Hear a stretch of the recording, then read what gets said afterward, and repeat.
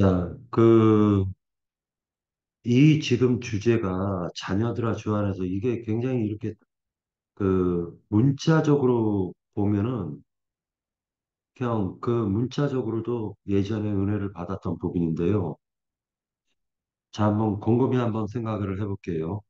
여기에서 자녀들은 누구고 아비들은 누구인가 생각을 해야 되고 2절에서 보면 네 아버지와 어머니를 공경하라 이것은 약속이 있는 첫 계명이다라고 얘기를 하는데 이것은 서수, 즉 숫자로 첫 번째, 두 번째를 얘기하는 게 아니라 지키기 어려운, 중요한 또는 으뜸, 가장 훌륭한 이런 뜻이 있습니다.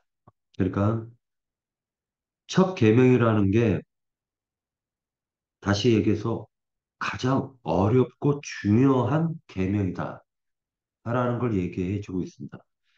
이게 원래 첫 계명은 아니죠.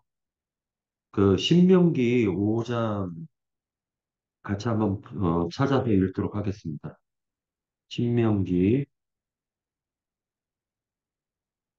5장 8절에서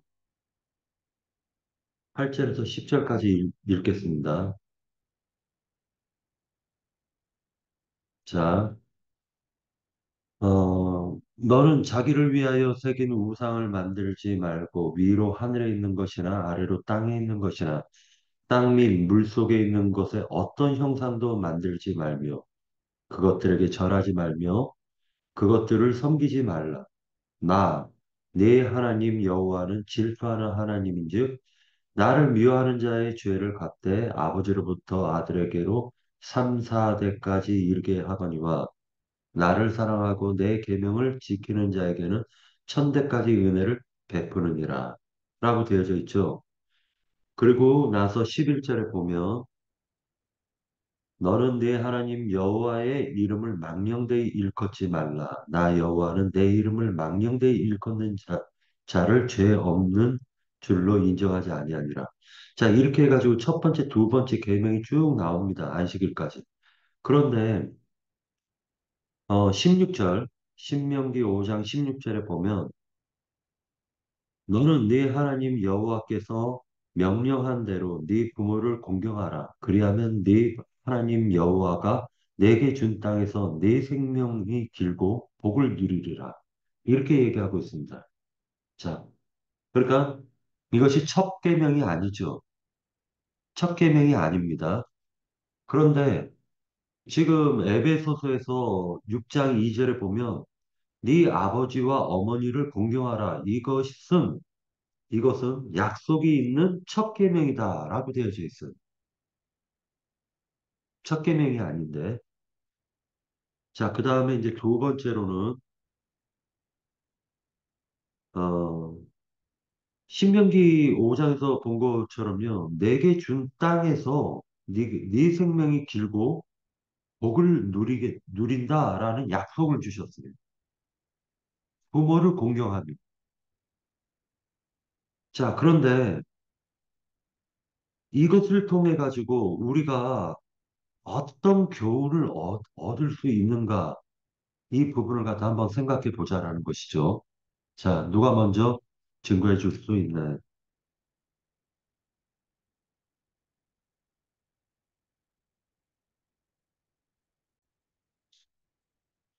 자, 그래서 이 말씀을 통해 가지고 어떤 하나의 비유를 통해서 어떤 것을 깨달아야 되겠다라는 생각을 해봤는데요.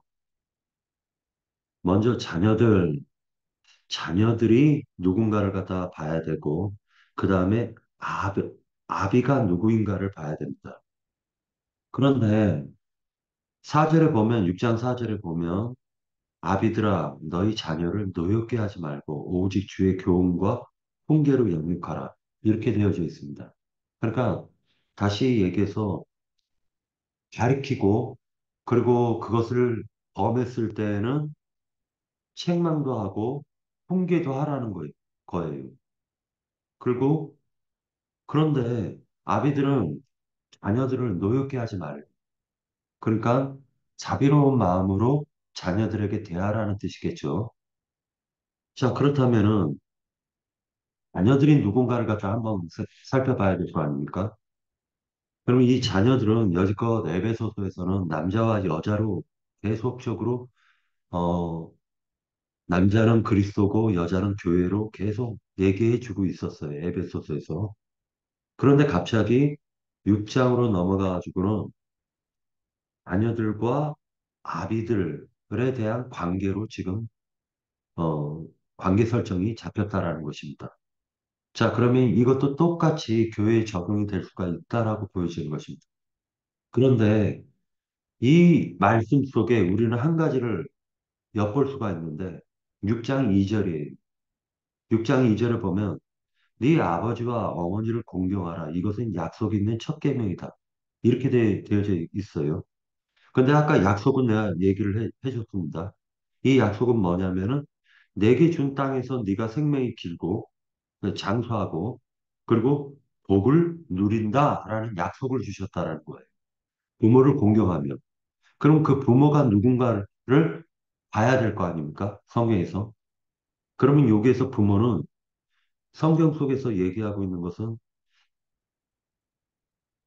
아버지는 하나님을 의미하고 있고 그 다음에 그의 배필인 교회가 어머니를 상징하고 있다라는 거예요. 자, 그런데 육신적인 아버지나 어머니를 지금 얘기하는 것이냐? 여기에서는 불신자, 불신, 불신하는 아버지, 어머니, 육신적인 아버지, 어머니를 제외했다라는 걸 알 수가 있어요. 그러니까 믿는 자의 부모는 그 그리스도와 교회를 공경하듯이 그 육신적 부모도 공경하라는 걸 지금 암시해주고 있다라는 거예요. 이 성경에서, 여기서 보니까. 그러니까 다시 얘기해서 우리가 성경을 갖다가 양면이 있어요. 하나는 이 부모, 아버지, 어머니를 공경하라 라는 게 이걸 영적인 해석으로만 돌릴 것이냐 아니면은 육신적인 아버지, 어머니도 공경해야 되는 것이냐 이 두 가지 양면을 취해야 된다라는 것이죠. 그래서 육신, 육신적, 네, 애자자매님 제가 얘기하고 말씀 기회를 드릴게요. 그래서 이 육신적인 그 아버지, 어머니도 공경하고, 그리고, 누가 어, 누가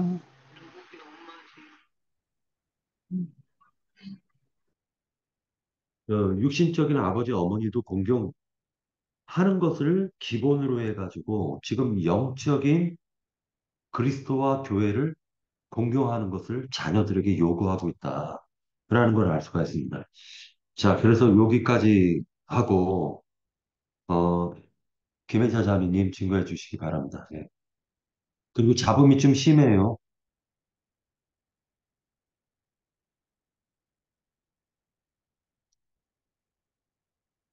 네, 김혜자 자매님 증거해 주십시오.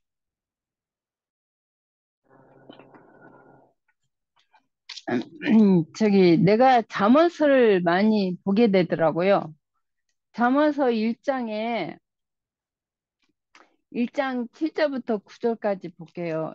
아까 형제님의 말씀하신 것처럼 이건 교회에 대한 얘기지 말씀이지 세상적인 것은 표상이잖아요.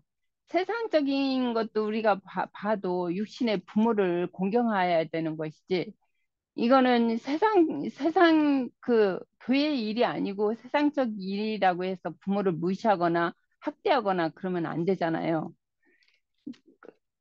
예, 그 잠언 솔로몬의 잠언인데 1장 7절부터 여호와를 경외하는 것이 지식의 근본이거늘 미련한 자는 지혜와 훈계를 멸시하느니라.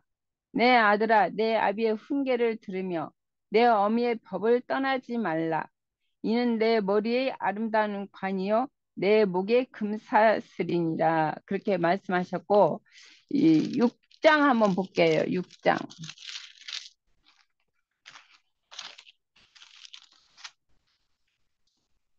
6, 6장 20절부터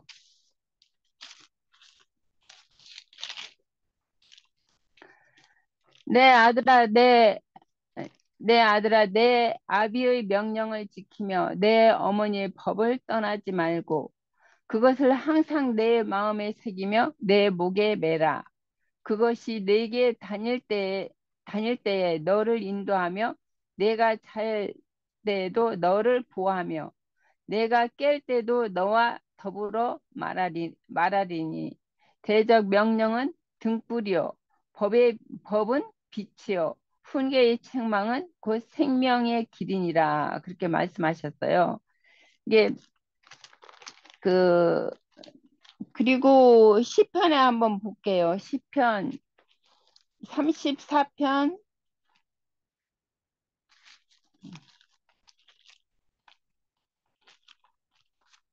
34편 11절부터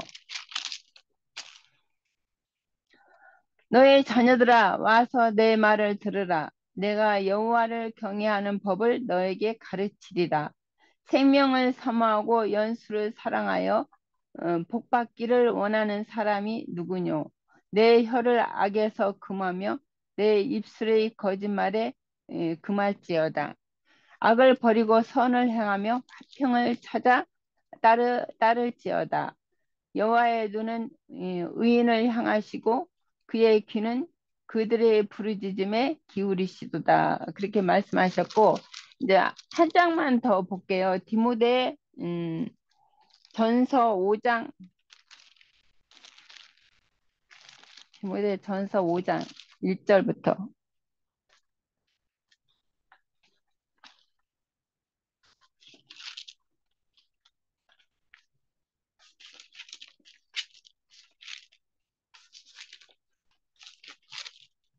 늙은이를 꾸짖지 말고 권하되 아비에게 하듯하며 젊은이에게는 형제에게 하듯하고 늙은 여자에게는 어미에게 하듯하며 젊은 여자에게는 온전히 깨끗함으로 자매에게 하듯하라.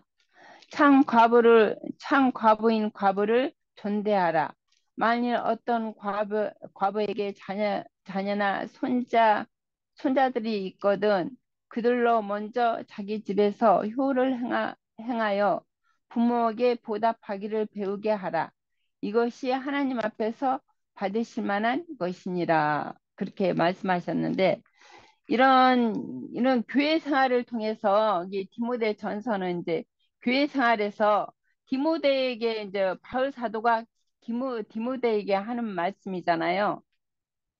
권하는 말씀인데 이제 늙은이라는 것은 여기서는 이제 그, 그 디모데는 젊은 사람이잖아요. 아직 젊은 이제 사역자인데도 젊거든요. 그런 게 여기서 늙은이 젊은이 여기 나오는 것은 이제 연세가 많으신 이게 장로 분량에 있는 형제님을 말씀하시는 것 같아요. 교회 안에서 연세가 높으신 장로 그분을 말씀하시는 거지. 그러니까 이제 기독교에서도 그런 게 있잖아요. 젊은 이렇게 신학교 나와가지고 목사들이 된 사람들, 그런 사람들이 자기들이 목사라고 해가지고 교회 안에서 연세가 높거나 좀 저기 한 사람들은 좀 무시하는 경우가 많잖아요. 교회 안에서 함부로 행하고 함부로 말하고 열왕기에서 보면은 열왕기 상에 보면은 그 저기 르호보암이 연세가 많은 그 가르침을 저버리고 자기와 어렸을 때 같이 자랐던 자기 친구 젊은 사람들을 말을 들었잖아요. 이게 그 연세 드신 장로들의 말을 듣지 않고 솔로몬 왕 때 그 장로였던 그분들의 말을 듣지 않고 자기와 어렸을 때 같은 친구고 또래였던 그들의 말을 젊은 자들의 말을 들었던 것처럼 우리는 이제 교회 안에서는 여기 늙었다는 것은 연륜이 있고 그만큼 그만큼 성숙했다는 거잖아요. 장로 분량에 이르렀다는 것처럼. 이게 요한복음 1장 21장에서도 주님이 세 번째 그 제자들에게 나타났을 때, 부활하시고 세 번째 나타났을 때 그 베드로에게 그러셨잖아요. 베드로 나를 사랑하느냐 때 세 번 물어봤을 때 예, 내 양을 먹이라, 내 양을 치라, 내 양을 먹이라 그렇게 말씀하신 것처럼 그 이제 장로의 분량에 요한 일서에서도 보면은 저기 어린아이가 있고 청년이 있고 이게 아비가 있잖아요. 그런 것처럼 여기에서도 이제 그 아버지라는 것은 그 그 장로의 분량에 이른 가정을 교회를 양육하고 먹이고 이제 치료하고 그런 분들을 이제 대나 존경할 자로 알고 그래 이제 그 어머니라는 것은 형제님이 말씀하신 것처럼 교회죠. 교회를 말씀하시는 거잖아요. 그러니까 교회를 이제 함부로 이렇게 그 사람의 육신의 눈으로 보면은 이게 사람으로 이렇게 그 안에 주님이 계시고 주님이 인도하심을 받는 그런 것을 보지 않고 사람의 눈으로 보는 거예요. 육신적인 눈으로 보면은 지체 그냥 사람 지체거든요. 지체에게 이제 함부로 말을 하게 되고 그러는데 그 안에 주님이 분명히 계시고 주님의 인도하심이 있고 주님의 자녀라는 것을 그 깨닫게 되면은 그 어떤 지체에게 함부로 말하고 함부로 이, 대할 수가 없는 거죠.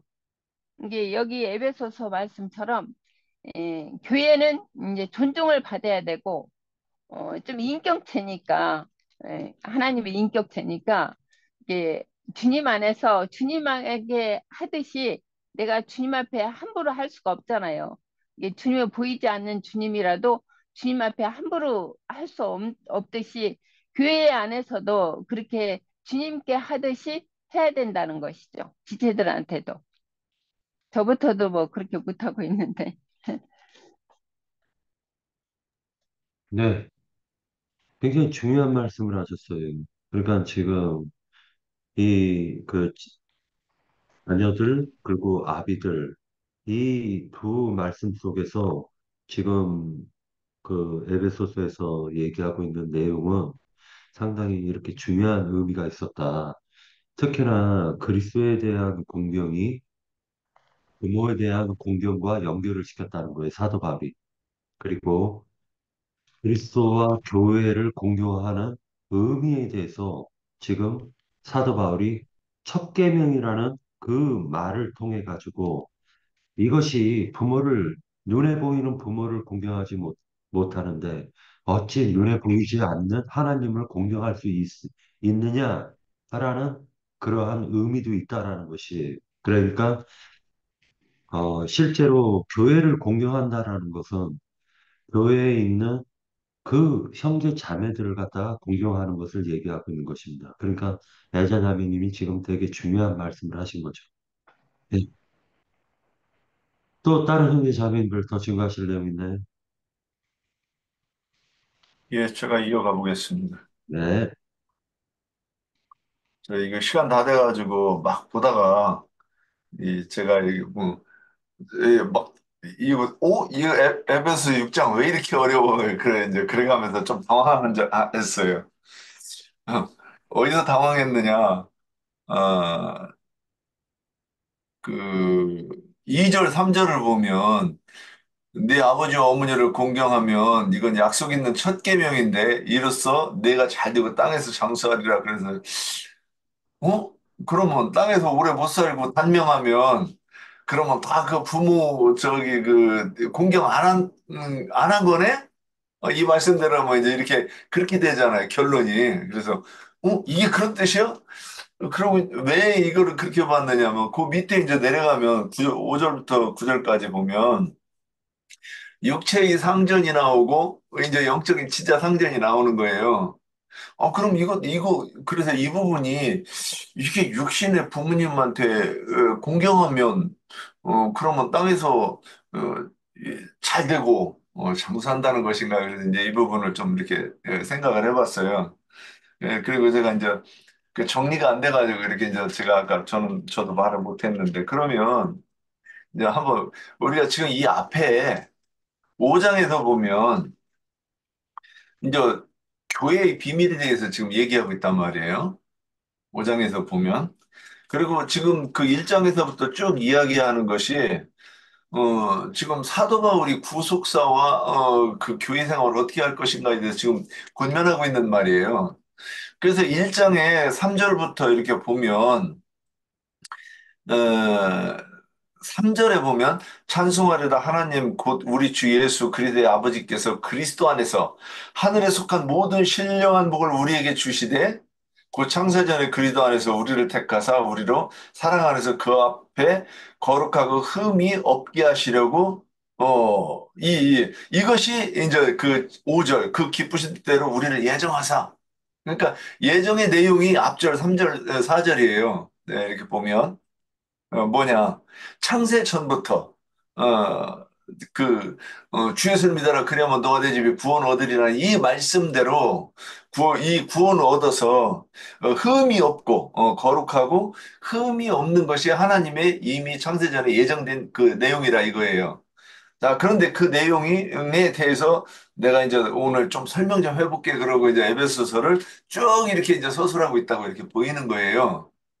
자, 그렇게 하고 이렇게 이제 다시 보면 6절에서 아까 에다자매님이 설명하신 것이 예, 뭐 저도 이제 그렇게 이렇게 설명하려고 해요. 그런데 그 내용을 이제 이렇게 보고 나서 그러면 그 저도 이게 좀 잘 이해가 안 되는 것이 뇌가 잘 되고 땅에서 장수하리라면 우리는 하늘을 추구하는데 여기서 땅에서 장수하리라 예, 이거 갑자기 여기서 이제 이좀 예, 해석이 좀 어려웠어요. 예, 잘 안 되고 있어요, 지금도. 근데 그러면 땅에서 오래 장수하는 것이 우리가 추구하는 것도 아니잖아요.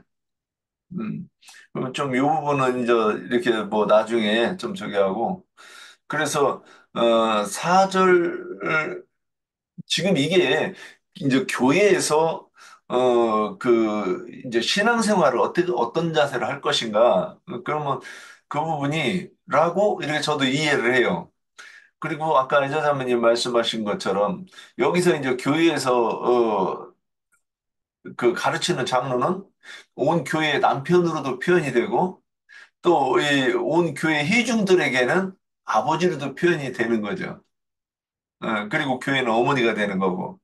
근데 우리가 이 또 장로 그런데 이제 제가 이런 생각을 해봤어요. 오늘 이 말씀 묵상하는데 아브라함이 딱 생각이 났어요. 그 아비와 어미에 대해서 얘기할 때 그러면 아비가 될 때 그냥 되는 것인가? 그죠? 육신의 아비도 그 태어나서 아버지로부터 계속 뭔가 배우는 거예요. 그래서 어떤 아버지는 맨날 술 먹고 집에 와서 두들겨 패고 부시고 이런 거를 보는 자식들은 자기 이제 그 아버지를 그렇게 싫어하면서 딱 나중에 그 짓을 해요. 그래서 인격적인 아버지 밑에서 이 자기 아내를 이 아내를 뭐라고 해야 되나? 막 사랑하고 또 존중하고 그러는 모습을 이렇게 무엇인가가 이렇게 뭐든 갖다가 공급하는 것을 보면서 그리고 아내가 기뻐하는 것을 보면 이렇게 남편이 그것을 행복으로 삼는 그런 모습을 보는 자녀들은 또 아무래도 그런 영향을 받아서 아 저렇게 하는 게 남편 노릇이구나 하고 이렇게 배울 수가 있는 거죠. 자, 그럼 여기서 이제 자녀들은 그러면 이제 세상의 아버지가 저는 두 아버지가 이렇게 보면 예수 그리스도를 상징하는 좋은 아버지가 있는가 하면 바람직한 아버지가 있는가 하면 마귀를 상징하는 이 괴팍하고 또 게으르고 또 가족을 함부로 하는 그런 아버지가 있는 것 아닌가 이렇게 좀 이렇게 성경을 묵상하면서 그렇게 미리 예전에 생각해놨던 부분이 있어요. 그런데 그러면 예를 들어서 아브라함이, 우리는 이제 배웠죠. 갈대아 우르에서 나와서부터, 그 이삭을 낳기까지의 기간. 그래서, 이 애굽에 가서 아내도 뺏기고 또는 아비멜렉한테도, 아내를 뺏기고 그런 그 여정을 거치면서 그가 비로소 이제 하나님이 어떠한 분이심을 알므로 인해서, 이제 그가 하나님께서 네가 아들을 낳을 것이다. 명년 이맘때 아들을 낳는다는 그 약속도 주시고 또한 할례의 언약도 주셔요. 그러면 그런 아들을 낳는 그 약속과 또 할례의 언약을 받은 그러한 부모 밑에서 우리가 그 어떤 그 가르침을 받고 그럴 때는 그것을 제가 이제 한참 전부터 그런 생각이 들었어요. 내가 다형제님을 공경하려면 어떻게 해야 되는가? 이런 생각을 해본 적이 있어요. 여기 이제 뭐 연결되는지는 모르겠지만 그래서 제가 그런 생각이 들더라고요. 아, 저분이 그 말씀하시는 것을 그래서 장로 형제님이 말씀을 준비하실 때 그렇게 회복한 지식을 가지고 하는데도 계속 준비하시고 또 그 댁에 가보면 그렇게 시간을 내서 이렇게 준비를 하세요. 지금도. 근데 그걸 보면서 나는 저거 한번 듣고서는 그냥 그 다음에 지나치고 그러는 경우가 있어요. 그래서 그래서 그런 생각을 많이 했어요. 좀 찔리더라고요. 그래서 어떻게 하면 내가 저분을 공경하는 것일까 그랬을 때 내가 저분이 이 가르친 거를 몇 번씩 들어가지고 잘 소화시켜가지고 안 잊어버리면 내가 저 양반을 최선을 다해서 그게 공경하는 거다니까 저는 이런 생각을 이렇게 해봤어요. 그래서 어머니를 공경하는 것은 그러한 교회에서 그래서 이제 예를 들어서 또 공경하는 게 뭐냐면 함부로 하면 안 되는 거죠. 부모를. 그러면 뭐라고 말씀하시면 예 알겠습니다. 그리고 일단 뭐라고 말씀하실 때 잘 듣는 것이 첫 번째 공경이라고 저는 보여요. 그래서 예전에 옛날에 이제 시골에 가서도 뭐 시골에서 노인네들이 끊임없이 이렇게 늙으면 양계가 입으로만 올라온다고 그래가지고 잔소리가 많아지죠. 예. 근데 자식이 두 가지 종류가 있다고 보여요. 그 똑똑한 자식들은 아버지는 그 알지도 못하면서 자꾸 엉뚱한 소리 한다고. 뭐 그런 자식이 있어요. 그런데 이게 이제 그 영적으로도 적용이 되지 않는가. 그런데 뭐 공부도 많이 못하고 뭐 그런 자식이 하나가 있어가지고 아버지가 뭔 소리를 하든지 끝까지 듣는 거예요. 말 끊지도 않고 계속 들어주는 거예요. 그랬을 때 내가 죽을 때 늙어서 죽을 때 누구한테 이 유산을 물려줄 것인가? 공부 잘하고 출세해서 가끔가다 용돈도 보내주고 그러면서 내가 뭐라고 말하면 지가 대학원 나왔다고 그래가지고 말대꾸는 그 아들한테 재산을 주고 싶을까? 아니면 내가 말 잘 들어주고 내 옆에 내 수발 들어주는 그 자식한테 나눠주고 싶을까? 제가 이렇게 이제 여러 가지 이렇게 말씀을 드렸는데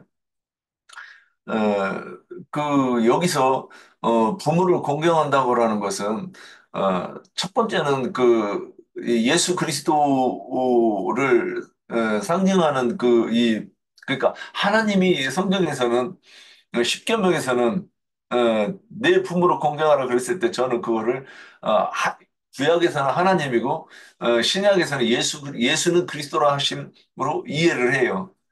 그런데, 그분의 말을 듣는 것이죠.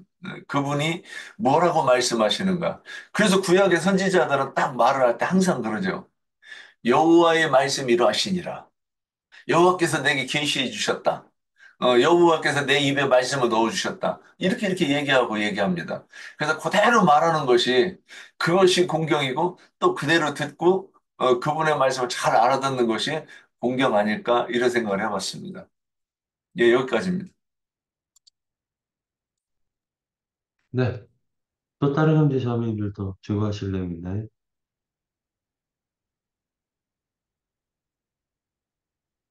자, 음, 네, 저는 말씀하십시오. 간단하게 오늘 그 말씀 보면 우리 5장에서부터 쭉 이제 이런 것들이 이제 교회 실행에 대한 말씀인데 결국에는 그 중심은 딱 그 한 가지인 것 같아요.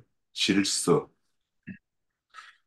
그래서 이게 보면 가정에서도 이제 부모와 자식 간의 어떤 그런 질서가 있을 것이고 또 교회에도 디모데가 디모데 보고 바울 사도가 아들이라고 했던 것처럼 영적으로 이렇게 이끌고 인도하는 그 장로 또 감독자 이런 분들이 차지하는 자리가 있고 위치가 있어요.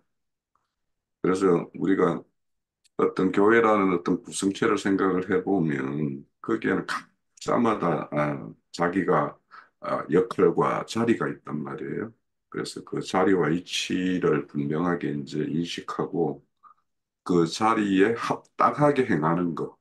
그러면 장로와 감독자로서의 어떤 위치와 합당한 일이 있을 거고 또 그의 인도를 받는 사람으로서 또 교회 중에서 어떤 맡은 직임이 있으면 직임의 어떤 자리와 역할 이런 것들에 대해서 다 이렇게 합당하게 하는 것이 이제 말씀하고 있는 것 같아요. 그래서 여기에 우리가 이제 보면 뭐 부모, 뭐 상전 이거를 영적으로나 육적으로나 여기 내용에 보면은 육, 육체의 어떤 상전에게 순종하기를 그리스도께 하라 이렇게 했으니까 우선은 이거는 액면 그대로 여기에서 육체의 상전을 먼저 이제 이렇게 말씀하고 있다라고 생각해요. 그래서 육체의 장로들에게 이렇게 순종하지 않는 사람들이 영적인 것에 뭐가 그렇게 순종을 잘하고 할까 이런 걸 생각을 해보면 또 가정에서 어떤 부모의 어떤 그 권위나 이런 것들을 인정하지 않고 그런 역할을 하지 않는 어, 자가 어떻게 또 교회 생활을 그렇게 잘 할 수 있겠는가 이런 것들을 생각해 보면 좀 어, 좋겠고 우리가 이제 그 로마서 13장에 보면 각 사람의 그 세상 그 권세자들도 이렇게 세워졌다. 그것도 하나님이 냈다. 이렇게 말씀을 해요.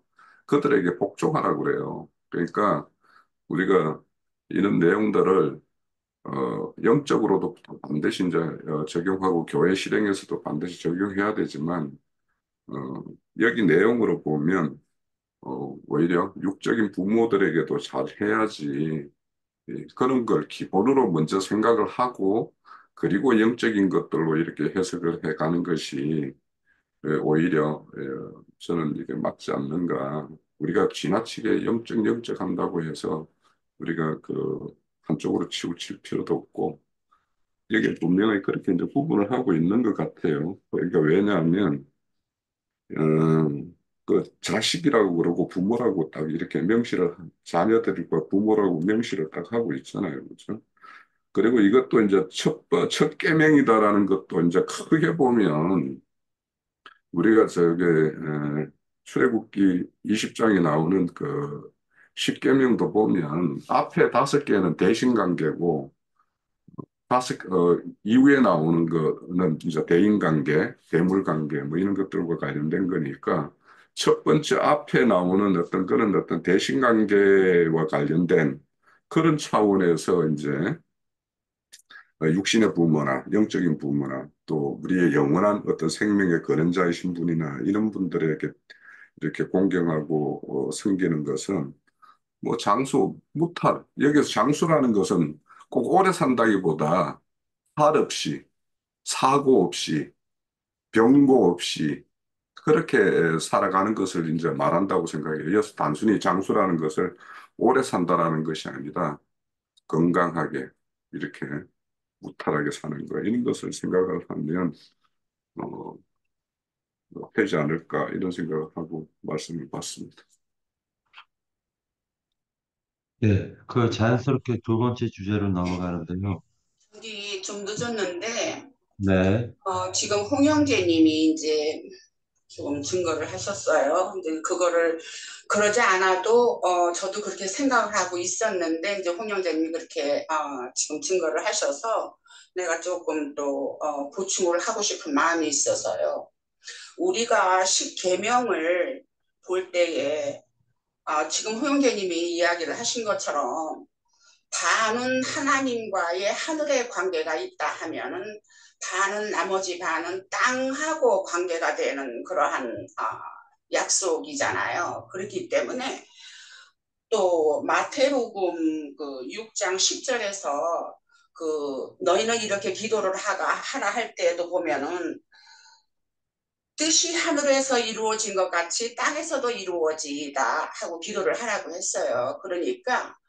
그러니까는 결국은 반의 하나님께서 하나님과 관련되는 그러한 약속과 땅에서 관련되는 그러한 약속이 결국은 같은 내용이고 같은 것인데 그것이 하나님과의 관계와 땅의 관계, 그거를 또 우리가 어떻게도 볼 수 있냐면 의와 공의로도 볼 수가 있는 거예요.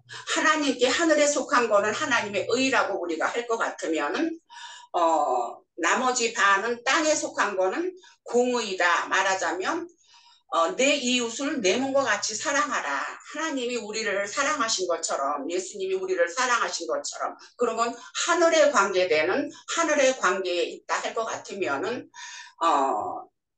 공의로 속하고 그것이 또 땅에 속한 걸로 저기를 할 것으로 우리가 본다면은 내 이웃을 내 몸과 같이 사랑하라 말하자면은 형제간의 우애를 얘기를 한 것이잖아요. 그것이 전체적으로 또 그것이 한마디로 계명이 되는 것이고 그랬기 때문에 여기에서 첫 계명이라고 하지 않았을까. 그러니까 땅에 속한 그러한 부분에서의 관계에서 공의의 관계에서 첫 번째 계명이 되는 것이 부모를 공경하라 하는 것이 곧 말하자면 하늘에서 이루어지는 나 외에 다른 신을 두지 말라 하는 것과도 결국은 같은 것이다 하는 것으로 봐지지 않을까 싶은 거예요. 왜냐하면은 부모를 공경한다는 것은 곧 아버지께 하늘에 있는 아버지께 딴 마음을 두지 않고 거기에 충성하는 것인 것이잖아요. 그렇기 때문에 다른 신을 두지 말라 하는 것도 거기서 상통이 되는 것이 아닌가. 그래서 결국은 교회 생활을 하고 서로 형제 간에 우애를 하고 하는 것이 아버지를 사랑하는 것이고 우리가 거기에 충성하는 것이 아닌가 하는 그렇게 해서 땅과 하늘에 있는 것을 이렇게 비유로 말씀을 하신 것이 아닌가 하는 것으로 생각을 해봤습니다. 네, 여기까지 할게요. 네. 어차피 이제 그 두 번째 주제로 넘어가려고 하는데요. 두 번째 주제가 이제 한번 그 5절서부터 볼게요. 종들아 두려워 말고 떨며 성실한 마음으로 육체의 상전에게 순종하기를 해서 육체의 상전이라는 말이 나오죠. 이거는 그 본질적으로 사르크스의 상전이에요. 그러니까 이 소마가 아니에요. 그냥 인생, 티끌 인생, 이 허물을 덮고 있는 그러한 인생들의 상전을 얘기하는 것입니다. 자, 그러니까 육체의 상전이 있죠. 육체의 상전. 근데 지금 여기에서 굉장히 중요한 말씀들이 나옵니다. 육체의 상전에게 순종해라. 라는 거죠. 순종. 어떻게 순종하느냐? 그리스도께 하듯 하라. 자, 육체의 상전에게 순종을 하는데 그리스도께 하듯 하라는 거예요. 자, 그 다음에 6절, 6절을 보도록 하겠습니다. 6절을 보면 눈가림만 하여 사람을 기쁘게 하는 자처럼 하지 말고 그리스도의 종들처럼 마음으로 하나님의 뜻을 행하고 라고 했는데 나나주에 보면 목숨으로 하나님의 뜻을 행하듯이 상전에게 육체의 상전에게 순종하라는 거예요. 자, 이거 되게 중요한 말이에요. 자, 7절 기쁜 마음으로 섬기기를 죽게 하듯 하고 사람들에게 하듯 하지 말라. 지금 육체의 상전에게 기쁜 마음으로 하라는 거예요. 기쁜 마음으로. 자, 그 기쁜 마음이라는 게 실질적으로 뭐냐면은 좋은 마음, 친밀감, 호의적인 마음, 선의로 해라는 거예요. 선의로. 자, 그러니까 기쁜 마음으로 섬기기를, 육체의 상전을 섬기기를 죽게 하듯 하고 사람들에게 하듯 하지 말라. 육체의 상전을 사람으로 보지 말고 주로 보고 섬기라는 거예요. 자, 그 다음에 8절에 이는 각 사람이 무슨 선을 행하든지 종이나 자유인이나 주께로부터 그대로 받을 줄을 알미라. 이게 심판 때에서 그대로 받는다는 거죠. 심판 때에서. 자, 그리고 나서 9절에 보니까 상전들아 너희도 그들에게 이와 같이 하고 위협을 그치라. 하니까 강압적으로 종을 다스리지 말라는 거죠. 자, 그리고 이는 그들과 너희의 상전이 하늘에 계시고 그에게는 사람을 외모로 취하는 일이 없는 줄을 너희가 알리라. 그러니까 높고 낮음으로 취하는 것이 아니라 사람의 그 지위가 높고 낮음으로 하나님은 취하지 않는다.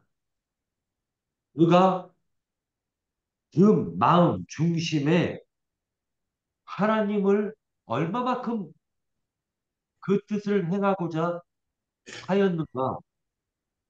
그것이 표출된 게 육체의 상전에게도 얼마만큼 눈가림으로 하는 것이 아니라 주님을 섬기듯이 육체의 상전에게 호의적이와 선의와 좋은 마음으로 했는가? 이것을 지금 얘기해 주고 있습니다.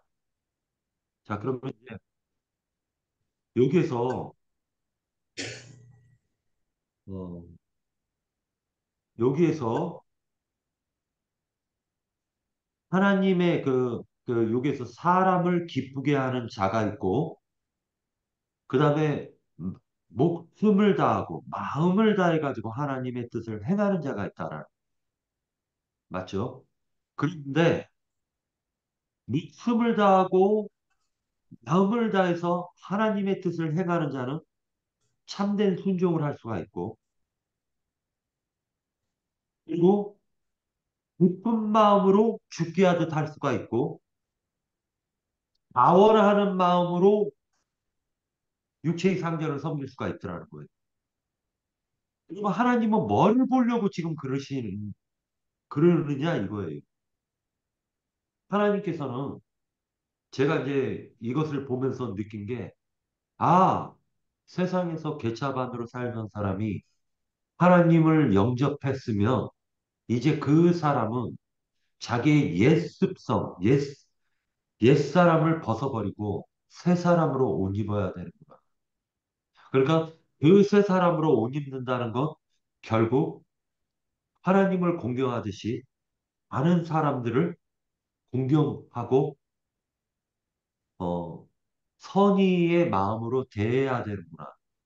이것을 제가 에베소서 6장에서 느낀 거예요. 자, 그러면 이제 형제 자매님들의 의견을 듣도록 하겠습니다. 자, 6장 5절서부터 9절까지의 말씀입니다. 먼저 종들에게 했고 똑같이 적용된 게 상전들에게도 적용이 됩니다. 그리고 그 상전이나 종은 결국 심판대에서 그 행한 대로 심판을 받는다라는 것을 지금 강조하고 있습니다. 예. 형제 자매님들 의견 듣겠습니다. 자, 한 가지만 더 얘기하자면 성경에서 얘기하고 있는 내용이 분명히 예수님께서 그 말씀을 하셨어요. 바리새인들은 눈가림하는 대표적인 자들이 바리새인들인데 이들은 겉은 깨끗하게 했지만 속은 깨끗하게 하지 않았습니다. 그것을 예수님은 지적하셨어요. 그런데 반면 구원파는 복음을 잘 믿는다는 구원파는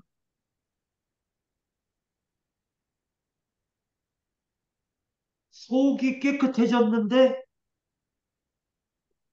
겉은 막 살아요. 자, 이것이 성경과 맞지가 않다라는 거예요.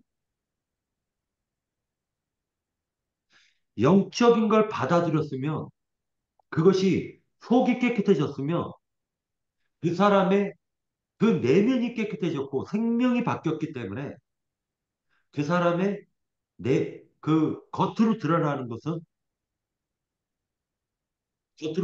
것은 바뀌어야 된다. 옛 습성, 옛 사람의 그 습성대로 사는 것이 아니다. 그리스도인들은 이것을 사도 바울이 아니 그 에베소서에서 이걸 강조하고 있는 것이 아닐까. 저는 그렇게 보여졌습니다. 네. 형제 자매님들 의견 듣겠습니다. 예, 제가 이어가고 있습니다. 이 5절을 읽으면서 저기 그 문화적인 그러니까 시대적인 그 문화 충격을 오늘 좀 느꼈습니다. 예전에부터 이거 성경을 읽을 때 사도 바울은 왜 예수 믿는 사람들한테 노예들을 놓아주라고 안 하고 노예들한테 그 주인을 잘 섬기라고 했을까? 제가 이 부분이 좀 잘 이해가 안 됐어요. 저는 옛날 옛날 옛날 뭐 소설 같은 거 또는 그 어떤 역사적 배경을 두고 쓰는 저기 사기 열전이라든가 이런 거를 그래도 좀 좋아하는 편이었어요. 근데 이제 이게 종들도 이렇게 보면 우리나라 그 사극을 보고서는 이 종을 보면 참 종이 비참하죠. 근데 외국의 종들은 하여튼 우리나라가 제일 잔인한 것 같고 외국은 좀 덜한 것 같지 않나 뭐 하여튼 이런 생각을 해봐요. 이제 그런 생각을 해오면서 그리고 이제 그래서 그 미국에서 그 흑인들의 아버지라고 하는 그 링컨은 그 노예들을 놓아주라고, 노예 해방전쟁을 했잖아요. 자기 그 미국 남북 간의 그 전쟁을 통해서 수없이 많은 사람들이 죽었어요. 근데 이 말씀을 이제 이렇게 보면서, 이걸 어떻게 해야 되나? 근데 첫 번째 이게 이제 딜레마가 있었어요. 그런데 성경은 이 구속사를 설명하기 위해서 당시의 어떤 그러니까, 로마서 1장 제가 끊임없이 이렇게 인용하는 거는 뭐 남들도 외웠으면 하고 그래서 인용하는데 모든 그 사람의 죄도 또 문화를 통해서 그것 또한 뭐라고 얘기하느냐? 하나님의 신성이 만물에 보여 알게 된다고 하는 것을 얘기할 때는 눈에 보이는 물질 세계뿐만 아니라 이 문화까지도 이렇게 이용하셔가지고 구속사를 설명한다고 보는 거예요. 자, 그러기 위해서 이제 여기 종들에 대해서 이렇게 썼다고 봐요. 그러면 종이라고 그러는 거는 뭐 나영진님께서도 강론하실 때 아무개야 그러고 딱 부르면 예 그러면 너 어디 가서 이렇게 딱 얘기하면 이게 신발을 딱 들고 딱 이렇게 듣고 있다가 딱 그 말씀이 떨어지면 이렇게 뛰어간다고 이렇게 이제 그 말씀을 이렇게 여러 번 하시는 걸 들었는데 그 종이라고 그러는 것은 이제 첫째가 뭐냐면 자유가 없지요. 세상의 종이 그렇습니다. 그 다음에 자기 주장을 못 해요. 자기 주장하면 자유자예요. 예. 그리고 이 자유자나 자기 주장을 하는 거지, 내 생각이 어떻다 이렇게 얘기할 수 있는 거지, 종이라고 그러는 것은 그럴 수 없는 거라는 거죠. 그러면, 내 그 생명의 생사 여탈권도 누구한테 있느냐? 주인한테 있고, 내가 모든 내 생각이 있을지라도 주인이 이렇게 하라? 나는, 뭐, 예를 들어서, 야, 너 부산을 가. 그렇게 얘기하는데, 그냥 말하지 않고, 너 꼭 저쪽에 이 서울에서 가는데, 굳이 정읍 들려가지고 가라고 이렇게 말씀하시면, 엄청나게 모른데도 돌아가야 되죠. 주인 하라고 그러면. 자, 그러면, 이걸 가지고 이제 오늘 여기서 종들아 그러면 복음을 전하는 자들, 위에서 아비들아 그랬는데 이 아비들을 이번에는 종들아 그렇게 말씀하시는 거라고 보여요. 근데 이 종들에 대해서 왜 얘기를 하느냐? 구절에 보면 위협하는 종들, 너희는, 이게 위에서, 아비와, 부모를 이게 공경하는 게 아니다고 지금 이렇게 이어서 설명하고 있다고 보여요. 그래서 위협, 공경하려면 어떻게 해야 되느냐? 형제님 에, 잠깐만요. 예. 위협을 하는 것은 지금 상전들이 종을 위협하는 거예요. 예, 그렇죠. 아, 네네네. 그러니까 그 종들 중에서 그 주인에게 복종하는 여기서 이제 그 종들이 그 뒤에서는 제가 말을 잘못했네. 예. 그러니까 이 상전들이 부모를 공경하는 것은 어떤 것인가 하면 그 종들을 위협하지 않고 잘 그러니까, 음, 신약성경 마태복음으로 알고 있는데, 천국에 제자된 서기관들마다, 어, 곳간에서 옛 것과 새 것을, 내어다가, 이렇게 준다, 그렇게 돼 있어요. 그러면 이것이 뭐냐면, 옛 계명과 새 계명의 두 가지를 다 가지고, 이렇게, 설명하는 그러니까 가르치는 거를 이렇게 이해한다고 보이는 거예요. 그러면 이런 걸 할 때 친절하게, 눈부라리지 말고, 그리고 얼굴 표정에 좀 근육에 힘 좀 빼고, 그리고 말도 부드럽게, 이렇게 친절하게 그 하는 사람이, 해야 되지 않느냐. 그런데 이제 여기서 그 위협한다고 하는 것은 뭐냐면, 나한테 내가 하나님의 대리자인데 나한테 함부로 하지 않으면 너희들 복 못 받아. 그리고 이 교회를 떠나면 너희들 복 못 받아. 이런 아주 그 각종 그 사람의 어떤 이 자기 생각이 들어간 그러한 것으로 이렇게 사역하면 안 된다. 이 말씀을 하고 그다음에 종들은 그러니까 이게 이 세상에서 종들이 상전한테 어떻게 대하는가는 그 영적인 그 부모인 하나님을 우리가 어떻게 대하느냐가 그대로 적용된다고 저는 이렇게 이해를 해요. 그래서 육신의 종들한테, 육체의 종들한테, 상전들한테, 어떤 자기가 양심에 따라서 정직하게, 그 다음에 성실하게 그 상전을 대하는 사람이 그 교회 생활을 하면은 그 또한 성실하고 정직하게 자기 양심에 따라서 바르게 그 이 교회를 섬기는 것 아닌가, 좀 이렇게 생각이 들었습니다. 예, 여기까지입니다. 네, 또 한 번 더 증거를 듣겠습니다.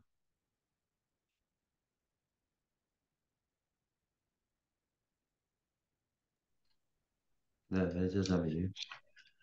그래서 5절에서 9절까지 여기서 5절에서는 그잖아. 종들아 두려워하고 떨며 성실한 마음으로 육체의 상전에게 순종하기를 그리스도께 하듯 하라.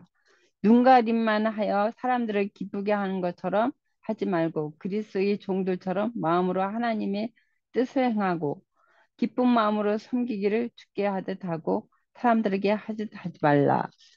이게 9절까지인데 여기서 내가 참 이해가 안 됐어서 5절에서는 종들아 두려워하며 떨며 성실한 마음으로 육체의 상전에게 순종하기를 그리스도께 하듯 하라.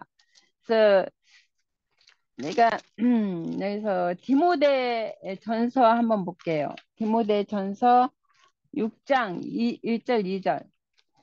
무릎 멍에 아래 있는 종들은 자기 상전들을 범사에 마땅히 존경할 자로 알지니 이는 하나님의 이름과 교훈으로 비방을 받지 않게 하려 함이라. 믿는 상전이 있는 자들은 그 상전을 형제라고 가볍게 여기지 말고 더 잘 섬기게 하라. 이는 유익을 받는 자들이 믿는 자요 사랑을 받는 자임이니라. 너는 이것들을 가르치고 권하라. 그렇게 말씀하셨고, 음, 베드로 전서 한번 볼게요.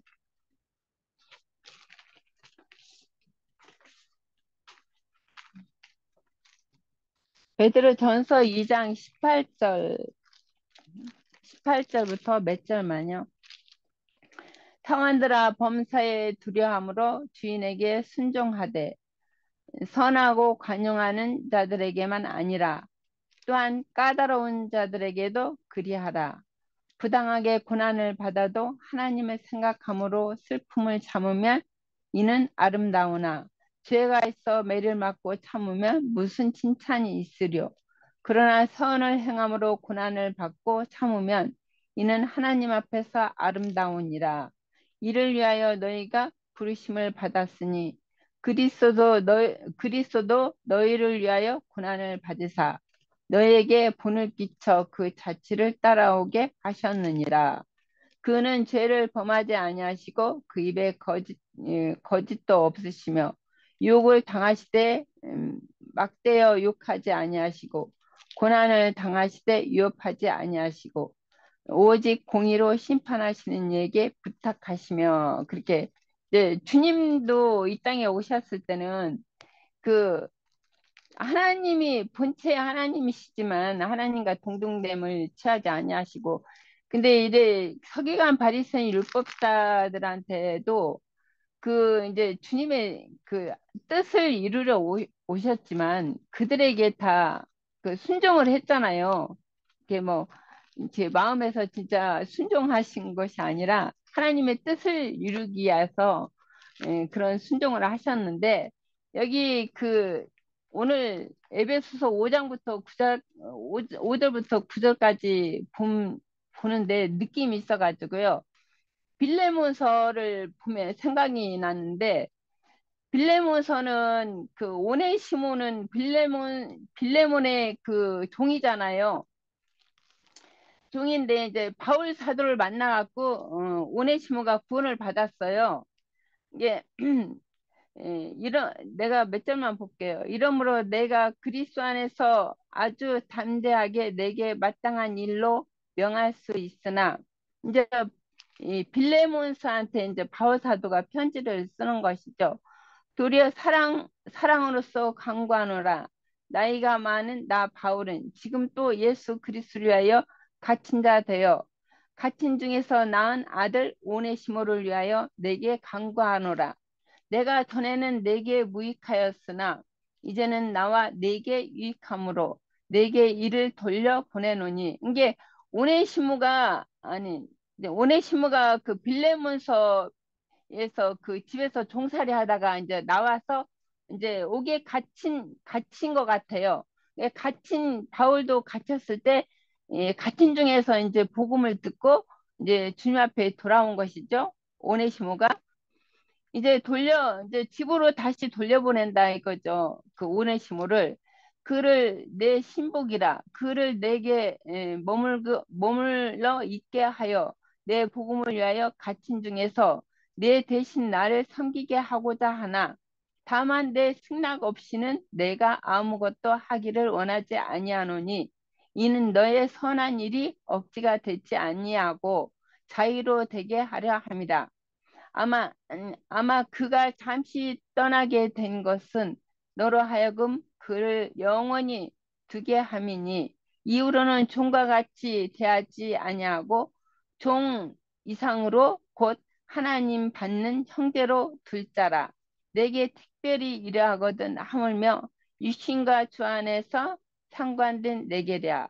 그러므로 내가 너를 동역자로 알진대 그를 영접하기를 내게 하듯 하고 이제 오네시모를 다시 돌려보내는데 이제 옛날처럼 종으로 대하지 말고 이제 형제같이 바울 사도처럼 이렇게 대하라는 것이죠. 여기서 그가 만일 내게 불의를 하거나 내게 빚진 것이 있으면 그것을 내 앞으로 계산하라. 나 바울이 친필로 쓰노니 내가 갚으려니와 내가 이외에도 내 자신이 내게 빚진 것은 내가 말하지 아니하노라. 오 형제여 나로 주 안에서 너로 말미암아 기쁨을 얻게 하고 내 마음이 그리스도 안에서 평안을 얻게 하라. 나는 내가 순종할 것을 더 확신함으로 내게 써노니 내가 말한 것보다 더 행할 줄을 아노라. 오직 너는 나를 위하여 숙소를 마련하라. 너의 기도로 내가 너에게 나갈 수 있기를 바라노라. 그렇게 말씀하신 거 이제 빌레몬한테 이제 바울 사도가 그 오네시모를 다시 이제 돌려보내는데 전과 같이 종처럼 대하지 말고 형제같이 대하라. 이게 형제보다 더 뛰어난 그런 이제 형제로 대하기를 이제 원하는 그 바울 사도의 편지거든요. 아까 그 에베소서 저기 읽었을 때에 이런 빌레몬서가 생각이 나가고 예, 좀 했습니다. 네. 네, 저도 조금 할게요. 네. 여기에서 우선 종과 상전 관계를 지금 얘기를 하고 있지요. 그래서 영적인 그야말로 하나님 아버지와 나 사이의 관계라든가 아니면은 세상에서 육적으로 그야말로 종과 그 부리는 종과 그 주인이 되는 사람을 여기서 이제 비유로 저기를 해서 말씀을 하신 거로 우리가 봐져요. 이제 그러는데 여기에서 그 육적인 종인 입취에서 육체의 상전에게 순종하길 그리스도께 하듯 하라. 눈가림만 하여 사람을 기쁘게 하는 자처럼 하지 말고 할 것 같으면은 그거는 그 종은 진실된 종이 아니잖아요. 그지요? 그 사람은 두 마음을 가진 사람이지요. 자기는 그 종은 하나님을 믿을지는 모르지만 그 육체적인 상전한테 눈가림으로 저기를 한다면 거기에는 진실이 없잖아요. 그러니까 그런 것이 다 그렇게 우리가 일상의 육적으로도 하는 그 행함이 다 하나님한테도 그것이 카운이 된다는 얘기예요. 왜냐 여기서 말씀이 그랬잖아요. 종이나 자유인이나 이는 각 사람이 무슨 선을 행하든지 종이나 자유인이나 주께로부터 그대로 받을 줄을 알미라 하는데 여기서 받을 줄이라고 하는 것은 도로 받는 거를 얘기하는 거예요. 그러니까 우리가 어떻게 행함으로 행한 그거에 대한 대가를 받는 거를 지금 얘기를 하는 것이 여기서 말하는 받을 줄이라는 거예요. 말하자면은 회수하다 다시 받다 하는 그런 의미가 있어요. 그래서 내가 어떻게 함으로 그 대가로 우리가 이렇게 받는 것이다 하는 그런 의미가 잠겨져 있기 때문에 그렇다고 할 것 같으면은 자기 진심이 아닌 자기 스스로가 여기서 아까 말했듯이 기쁜 마음으로 자기가 자진해서 그야말로 내 일처럼 내 마음에서 우러나서 하는 일이 기쁜 마음으로 하는 거겠지요. 근데 그런 마음으로 해야지 눈가림으로 할 것 같으면은 거기에 대한 대가는 다 조금 전에 읽었듯이 주께로부터 그대로 받을 줄을 우리가 안 되는 거예요. 그러니까 그 사람 자체가 전체적으로 주 그리스도와 같이 변함을 받아갖고 이 육을 입을 동안에 어떠한 공동생활을 한다고 할지라도 주님을 대하듯이 그 진실한 마음으로 해야 된다는 것을 여기서 말을 하고 있는 것이 아닌가. 그랬기 때문에 또 여전히 그 위치의 종과 상전이라는 것을 실생활에서 그것을 어떠한 것을 나타내는 것이 아니고 상전이라 할지라도 종은 그렇게 해서 상전을 섬기는 마음으로 가져야 된다는 것과 또 상전은 종이라고 해서 그 사람을 무시하고 깔보고 막대하고 한다는 것을 여기서는 위협을 그치라 하고 표현을 했잖아요. 그렇기 때문에 그러한 관계는 결국은 하나님의 공의가 아니지요. 여기서도 역시 그것을 말한다고 생각을 해요. 그래서 하나님의 공의가 아닌 그러니까 그거는 결국 계명에서는 내 이웃을 내 몸과 같이 사랑하라 하는 그 말씀에 대한 또 여기에서 세상의 종과 상전으로 비유를 한 것이 아닌가 하고 그렇게 생각이 되어집니다. 네, 여기까지 할게요. 네, 오늘이 그 4.19죠. 1960년 4월 19일 날 그 이승만 정권의 그 부정부패 때문에 그러니까 종이죠. 대한민국 대통령은 민주주의이기 때문에 우리 시민들이, 백성들이 그 종을 뽑는 거예요. 나 대신 일해줘라. 그래서 대통령의 가장 막강한 임무가 그 인사권이에요, 인사권. 그래서 대통령이 어떤 인사를 하느냐에 따라 가지고 나라를 어떻게 다스리겠다라는 게 전체적인 맥락이 드러나는 것이죠. 그런데 1960년 4월 19일 날 이승만 정권의 그 부정부패가 너무 심해가지고 학생들하고 시민들이 한 거를 해요. 그래서 종을 내쫓아 버리는 거죠. 자, 그리고 그 실제로 대한민국의 주인은 백성들이죠. 종이 주인이 아닌 거예요. 그러니까 이건 뭐를 얘기하는 거냐면 하나님이 종한테 임무를 맡겼는데 아니면은 백성, 민심은 천심이니까 맡겼는데 온갖 부정부패와 개인 축제만 하면 내쳐야 되겠죠. 이게 민주주의 국가에서는 내치는 거예요, 그거. 자, 그것이 민주항쟁으로 일어나가지고 정권이 바뀌는 계기가 되었습니다. 자, 눈가림만 한다라는 거는요, 봉사를 하거나 대통령이 예를 들어가지고 오늘 그 아무개 대통령이 조조, 조조 참배를 드렸대요. 이거 뭐냐면은, 10시 30분에 행사하는 거를 갖다 8시에 그냥 독단적으로 와가지고 아무도 없는 데서 그냥 참배하고 가버렸다는 겁니다. 자, 이건 뭐를 얘기하는 거냐? 국민을 무시하는 거예요. 그죠? 그러니까 제가 지금 얘기하려는 핵심이 뭐냐면, 눈가림이라는 건 마음에 없어요. 내가 대통령으로서 그냥 백성들을 위해서 봉사하고 싶은 마음이 전혀 없다. 그럼 눈가림으로 할 수밖에 없는 거죠. 하나님 상전들아라고 얘기하고 있는데 실질적으로 지금 잠시 잠깐 맡겨놓은 거예요, 하나님이. 너희는 이렇게 이렇게 해가지고 하나님의 나라를 치리하고 다스릴 수 있도록 하나님이 잠시 맡겨두신 거예요. 거기에 대한 아까 상과 벌은 하나님이 주실 거예요. 그런데 눈가림만 해요. 눈가림만. 그러니까 눈가림하는 그 봉사는 하나님이 거기에 대한 벌을 주시겠죠.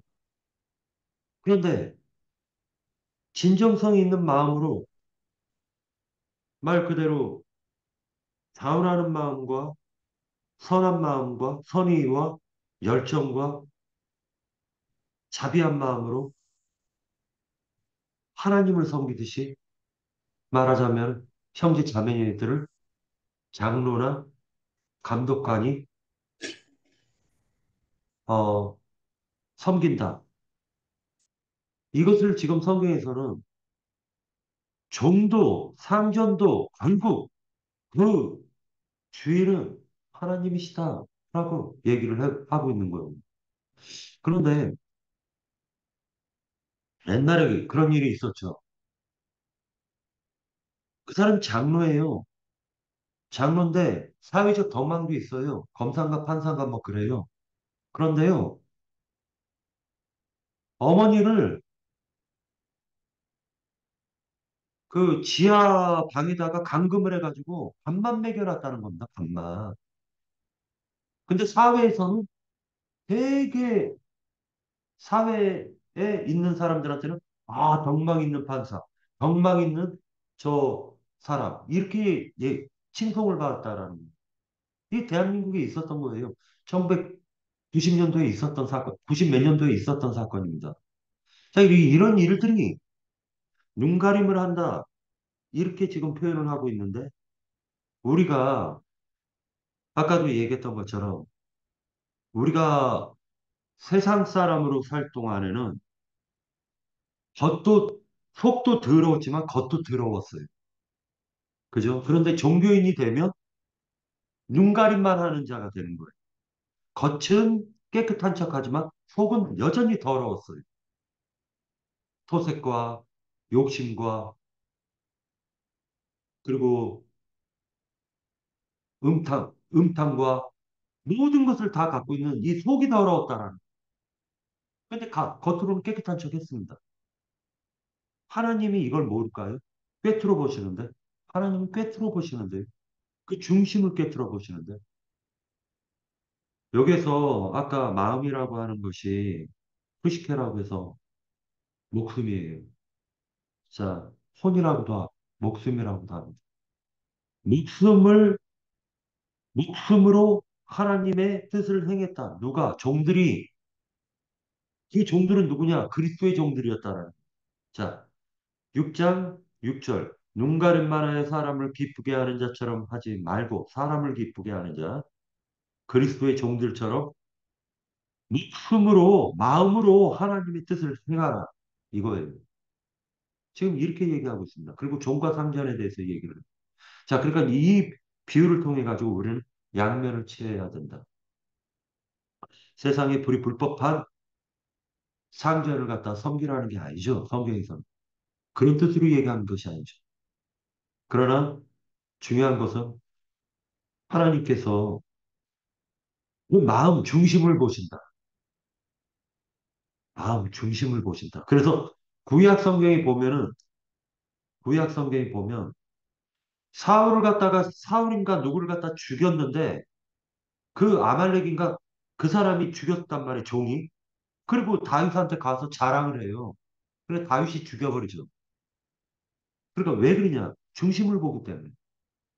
너는 네 삶전 사울 왕을 죽였으면 언젠가 너는 나도 죽일 놈이야. 라는 중심을 봤다는 거야.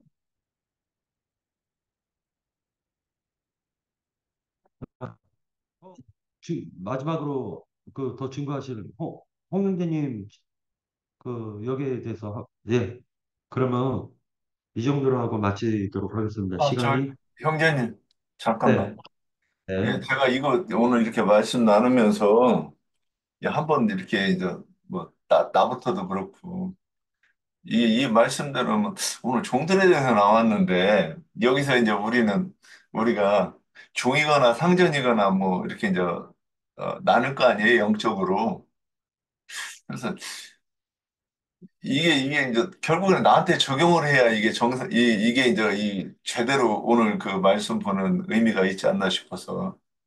우리는 음, 그 상전으로서 우리가 교회를 공경하는 마음으로 이 상전 노릇을 하는 것인가? 또는 내가 그 주인한테 눈가림으로 하지 않는 그 종과 같이 주님 앞에서 내가 종 노릇을 지금 잘 하고 있는가? 이거 한번 적용을 해봐야 돼. 그래야 오늘 이게 지금 제대로 마칠 거 아닌가 이런 생각이 들어요. 그래서 우리가 이제 저는 옛날부터 이 교회에서 이제 제가 막, 그랬을 때, 저는 항상 이런 생각이 있어요. 뭐, 부부관계에서도 남편이라고 윽박지르지 말고, 뭐, 친구처럼 살으면 좋겠다, 이런 생각을 해요, 늘. 뭐, 사랑하고, 뭐, 존중하고, 이거 당연한데, 이렇게 서로가 편해야, 같이 살기가 편해야, 나하고 사는 것이, 이렇게 등에 날개 다쳐가지고 나와가지고 막 하늘로 올라갈처럼 행복하지는 않아도 같이 사는 사람이 불편하지는 않아야 되겠다. 저는 이런 생각을 했어요. 그래서 이제 교회 내에서도 저는 이제 이게 바탕에 있었어요. 그래서 누가 이렇게 뭐라고 할까 자존심 부리는 것 같으면 되게 거슬리는 거예요, 제가.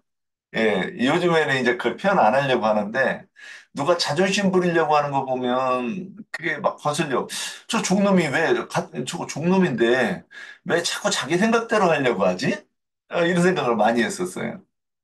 그 또 누가 이렇게, 그래서 제가 이제 가끔가다 쓰는 표현이, 눈에 힘 빼고, 얼굴 표현에 그 표정에 힘 빼고, 예, 목소리에 좀 힘 좀 뺐으면 좋겠다. 그래야 성숙한 사람 아닌가. 이런 얘기를 할 때도.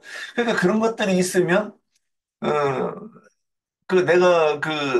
너보다 낫다 하는 그런 어떤 과시하는 그런 것이 있으니까 목소리에 힘이 들어가고, 얼굴 표정에 힘이 안 빠지고, 눈빛에 서늘한 눈빛 보내고 막 그러는 거 아니겠는가.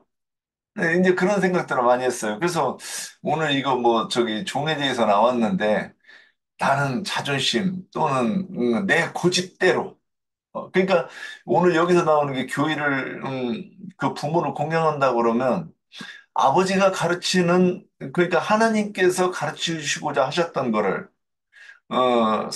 우리가 상전된 사람들이 종들에게 이렇게 가르쳐 주면 그러면 상전도 그대로 해야 그게 이 상전으로 제대로 하는 거고 또 가르친 말씀을 그대로 받아가지고 그대로 수용해서 내가 또 그대로 이렇게 내가 그걸 깨달으려고 노력하는 것이 이게 이제 공경하는 것 아닐까 이런 생각을 하면서 그럼에도 불구하고 뭐 그러니까 이제 누구하고 조금 저기 하면 이제 삐져버리고 예, 관계가 단절되고 그러니까, 오를 쳐.